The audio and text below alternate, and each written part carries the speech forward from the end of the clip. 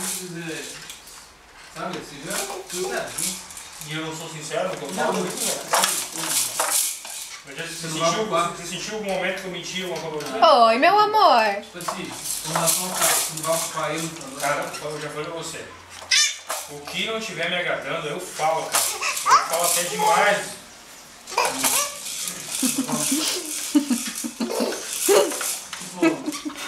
Pula, pula, pula. Pula, pula, pula.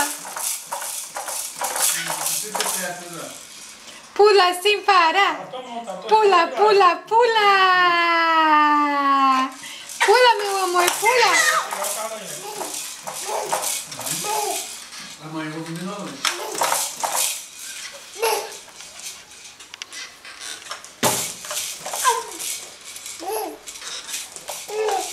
A sorte dele não tocou a mão lá na frente daquela. Da Eva. Adorou. Coisa linda.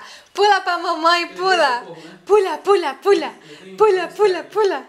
Pula, meu amor, pula. Ou o John levou, será?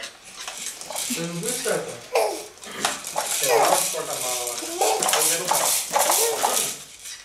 Lindo.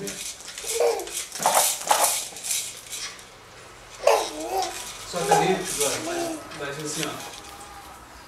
Eu ia montar. Tipo Você viu assim, que tá amassado ali na frente do carro lá amanhã? do lado. Do lado dele, tá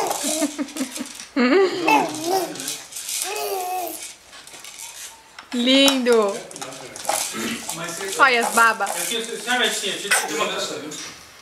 Tenho vontade de chegar e deixar essa rafa aqui, Amor, cara. vamos fazer o seguinte. Mas bater com o gato morto até o gato miar. É, foi bom se assustar. Tipo ali, a mãe dele tava papeando que amanhã antes dele chegar. Eles não queriam que você chegasse ali. Ela, tipo assim, ela tava com medo, sabe? Ah, o teu irmão vai chegar aí, vai ficar muito, sabe?